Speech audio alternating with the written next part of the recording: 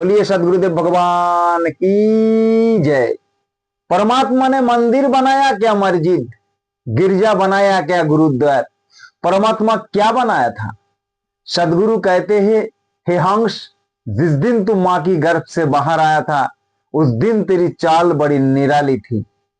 तुम्हारा अंदर कोई जातीयता की भावना नहीं थी, कोई ऊंच नीच की भावना नहीं थी, कोई छुआछूत की भावना नहीं थी, वर्ण सवर्ण की बात नहीं थी, गोरी काली की भावना नहीं थी।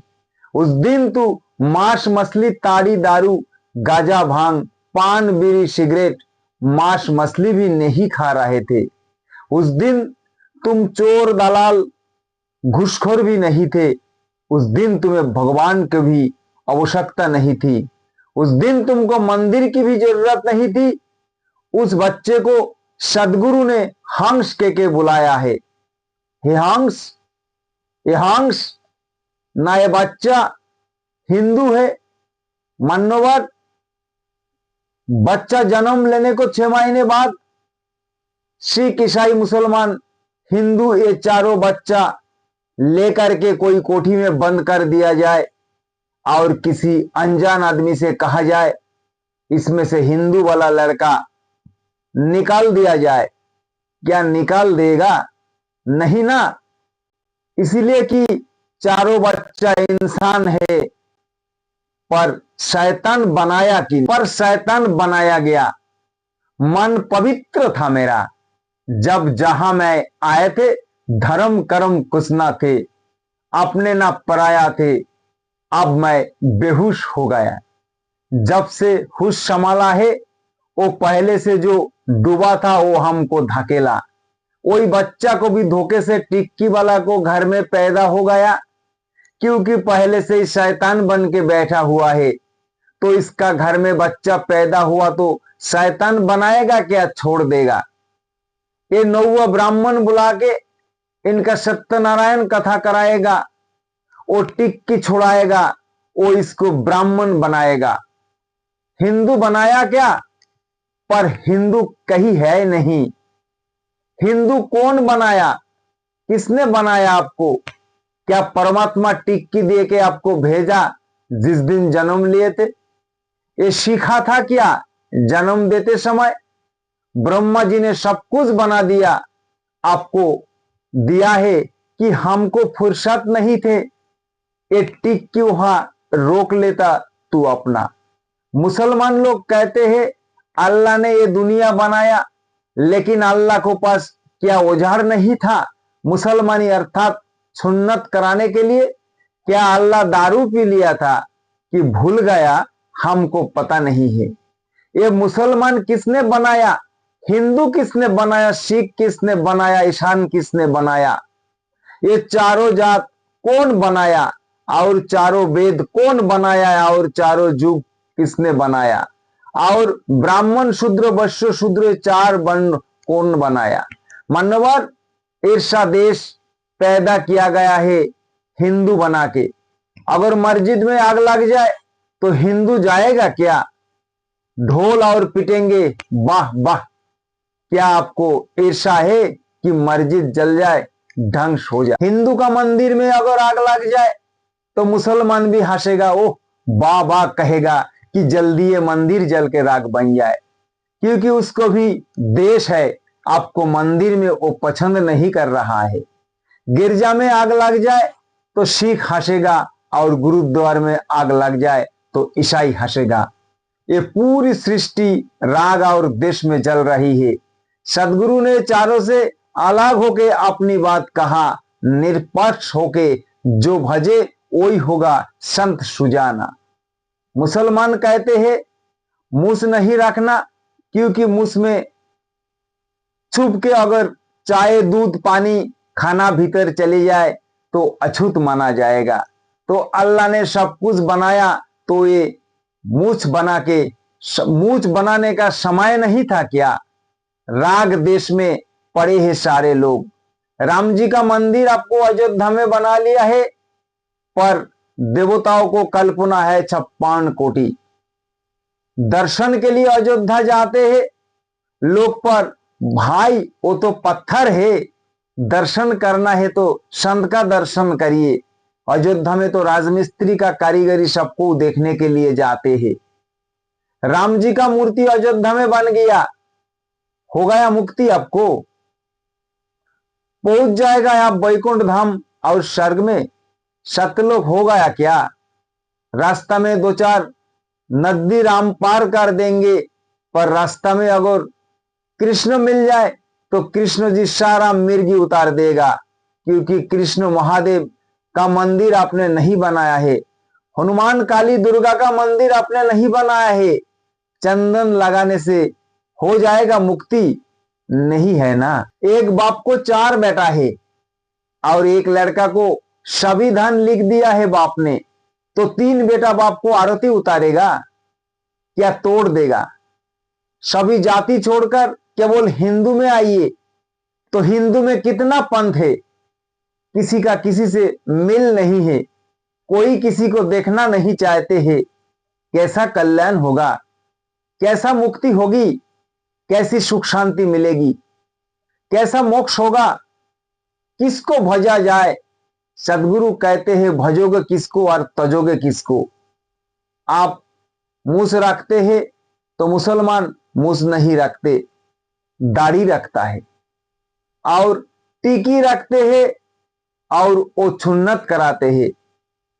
हिंदू धोती पहनते हो और लुंगी पहनता है मुसलमान। आप लोटा रखते हो तो मुसलमान बदना रखते हैं। हिंदू पूरब घूमते हैं तो मुसलमान पश्चिम घूमता है। आग गाय को माता कहते हैं, हिंदू लोग इसको माता समझ के पूजा करते हैं। वो मुसलमान गाय को काट के उसी को मांस खाते हैं। आपसे थोड़ी भी कमजोर नहीं है, उनको भी डॉक्टर है, मास्टर है, इंजीनियर है, उनको पास भी घर मकान जमीन और बाल बच्चा पैदा करते हैं। मुसलमान को तो बेटा जन्म लेते हैं, नौकरी चाकरी सब कुछ करते हैं, पर आपसे बिल्कुल विपरीत चल रहा है। तो स्पष्ट होता है हिंदू मुसलमान सिख ईसाई सब कोई एक नंबर का झुट्टा है और सदगुरु सच्चा है। हिंदू को भी रोजा नहीं रखता, ईद नहीं करता, तो इनको अल्लाह ने क्या बिगाड़ के रखा है? मुसलमान दुर्गा काली को पूजा करवा चौथ नहीं करते हैं, तो हिंदू का भगवान ने मुसलमान का क्या बिगाड़ा है? बिना कबीर तजे आपको मुक्ति और सुख शांति नहीं मिलेगा। कबीर पंथी में 3 बंदगी है, सारा पंथ में एक अभिवादन होता है, नमस्कार, प्रणाम, नमस्ते, दंडवत, राधे राधे, जय हिंद, जय भारत, गुड इवनिंग और गुड मॉर्निंग और गुड आफ्टरनून। कबीर में 3 है, पर 3 को कहते हैं काम क्रोध मोह, ब्रह्मा विष्णु महेश, हेरा पिंगोला सुषमा, सत्यम शिवम सुंदरम, रजोगुण तमोगुण और सतोगुण। गंगा जमुना सरस्वती ये सारे सृष्टि ये गुणों से भरी हुई है। काम क्रोध मोह में की बंधन में बंधा हुआ है। भगवान मतलब गॉड, जी मतलब जनरेटर मतलब उत्पादक, और ओ मतलब ऑपरेटर मतलब चालक, और डी मतलब डिस्ट्रॉय मतलब संहारक। मुर्गी पालने वाला खाना खवाते हैं तो ब्रह्मा का रूप है, और विष्णु मुर्गा का पालन करती है, वो पालन करता है। बाद में बेच के पैसा कमाएगा मतलब शंकर जी का रूप लेगा, ढंस करेगा। मुर्गा को ब्रह्मा विष्णु महेश ये तीनों जाल का जंजाल है। मछली पालन करता ये ब्रह्मा है, और विटामिन दवा देते हैं वो विष्णु है, और मछली जब मरेगा तब वो महेश का रूप है। ये ब्रह्मा विष्णु महेश से कोई सुख नहीं ले सकते हैं। ये त्रिपुरारी है, मतलब ये 3 लोगों का दुश्मन है। त्रिशूल मतलब 3 काटा 3 दुख देने वाला है। रजोगुण तमोगुण और सतोगुण देने वाले हैं, पर ये सारा दुनिया उसी को चक्कर में पड़ा है। बकरी पोष के बेच देते हैं काटने के लिए, ये भी ब्रह्मा विष्णु महेश है। रक्षकी भक्षक है। ब्रह्मा का गुण में आप बाल बच्चा सृष्टि किया है, विष्णु का गुण में बाल बच्चा पाला है, और शंकर का गुण में बच्चा को संहार होगा। हुआ कल्याण आपका। ब्रह्मा का गुण है काम और विष्णु का गुण है मोह और शंकर का गुण है क्रोध, देहो का गुण है मोह, निरंजन का गुण है अहंकार और कबीर का गुण है ज्ञान। आप कहां से बचेंगे आप? ओम मतलब पंच तत्व है, खेती ऑफ तेज मरुद ब्रह्म, ब्रह्मा है, विष्णु है, महेश है, अद्दाव है, निरंजन है। ब्रह्मा का लिंग है, विष्णु का जीवा है और मां का महादेव यानी आंख है। आधा चंद्र का अद्दाव मतलब नाक है, बिंदु और निरंजन का इंद्रियो यानी कान है। कान का शब्द में फेर में मिर्गा मर जाता है, आंख का रूप का फेर में कीड़ा मकोड़ा हेलोजन पर जल के मर जाता है, नाक का फेर में गंध में भोरा फूल का सुगंध में फल पर मर जाता है, और जीवा का फेर में मछली पानी में मर जाती है, और त्वचा का फेर में हाथी मर जाती है। यही तो आपका ओम है।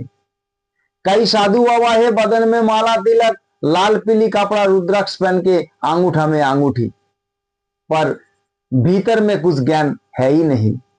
मनोवाद कैसा तीन प्रकार बंदगी है, इसीलिए कि पाप कर्म हम लोग तीन प्रकार से करते हैं। पहला है मन का पाप, मन का पाप तीन है, ईर्ष्या द्वेष और अहंकार। दूसरा है वचन का पाप, तीन है गाली देना, झूठ बोलना और निंदा करना। तीसरा है कर्म का पाप, तीन है चोरी, हिंसा और व्यभिचार। तो पहले बंदगी सदगुरु से करना चाहिए। चरण सूखे हे सदगुरु, मैं आज से कसम खा के कहता हूं किसी को प्रति आपको मन में हिंसा नहीं करूंगा, देश व अहंकार नहीं रखूंगा। कोई अगर मकान बनाया पड़ोस में तो ईर्षा होता है, भतीजी को अगर पुलिस में हो जाए तो ईर्षा होती है, और जलते रहिए रात दिन। ये ईर्षा मानव छिपा के रखता है मन में, वाणी को द्वारा व्यक्त नहीं करता। दूसरा है ये देश आपको सोचते हैं, गांव का वो दुश्मन मर क्यों नहीं जाते, इसका बेटा जो डॉक्टर है वो क्यों नहीं मर जाता है, इसको गाय भैंस क्यों नहीं मर जाते हैं। ये देश भी मानव भीतर छिपा के रखता है, किसी को बोलेगा नहीं, बोलेगा तो लड़ाई हो जाएगा। और अहंकार भी मानुष छिपा के रखते हैं। मेरे जैसा धनवान कौन है, ये गांव में मेरा जैसा विद्वान कौन है, और बुद्धिमानी वा कौन है, मेरा जैसा रूपवान कौन है, मेरा जैसा बलवान कौन है। ये भी वाणी द्वारा किसी से व्यक्त नहीं करते, अंदर ही अंदर अहंकार है, हटते रहते हैं। ये तीन पाप मनुष्य अंदर छिपा के रखते हैं, ये सब सदगुरु को चरणों में छोड़ देना चाहिए। दूसरा, मैं अपना मुंह के किसी का मैं गाली नहीं दूंगा, झूठ नहीं बोलूंगा, ये निंदा नहीं करूंगा किसी को। तीसरा बंदगी कर्म का, ये हाथ द्वारा ये कर्म को द्वारा हम किसी का हिंसा नहीं करूंगा, किसी जीव का मैं हिंसा नहीं करूंगा, कहीं सामान चोरी नहीं करूंगा और बलात्कार नहीं करूंगा, व्यभिचार नहीं करूंगा। ये तीन बंदगी है, ये तीनों से इंसान दुखी रहता है। इसीलिए सदगुरु कबीर का बात मानिए। अगर आप कामी हो गया तो 376 में जेल में बंद हो जाओगे, अगर आप क्रोधी हो गया तो 302 में दफा में जेल में बंद हो जाओगे, कभी बेल नहीं होगा। अगर आप लोभी हो गया तो आप 395 और 389 में चले जाओगे। ये तीन में आप जेल में सड़ जाओगे। ये सदगुरु छोड़कर ये सब जेल में बंद है, उन्होंने गलत किया है। सदगुरु कहते हैं सत्संग करिए, जेल नहीं होगा। और जेल के लिए जाने को किसी को पहचाना, और कोई जेल ले जाने को किसने पहचाना है, वही काल आपसे गलत करवा लिया है और आपको जेल के लिए भेज दिया है। कबीर का ये सूत्र है, कोई नहीं बच पाएगा। ये काल पहचाना बड़े कठिन है, तो किसको भजा जाए और किसको तजा जाए। राम को भजने वाले रहीम से देश करते हैं, कृष्ण को भजने वाले करीम से देश रखते हैं, ब्रह्मा को भजने वाले बिस्मिल्लाह से देश रखते हैं, हरि को भजने वाले हजरत से जलते हैं, और गंगा नहाने वाले जमजम से जलते हैं। वास्तविकता क्या है? वास्तविकता रामायण है, क्या कुरान है, क्या बाइबल है? किसको पढ़ के मुक्ति मिलेगा? मंदिर क्या मस्जिद जाके मुक्ति मिलेगा क्या? ना हिंदू बनो, ना मुसलमान, ना सिख, ना ईसाई बनो। ना मंदिर, ना मस्जिद, ना गिरजा, ना गुरुद्वार में। केवल इंसान बनने की जरूरी है। मंदिर तो आपने बनाया, इंसान बनिए, वो सत्संग में बैठिए। बत्तीसा बन के ईसाई और सुन्नत करा के मुसलमान, टिक्की रखा के हिंदू और पंच कटर बन के सिख बन गया है।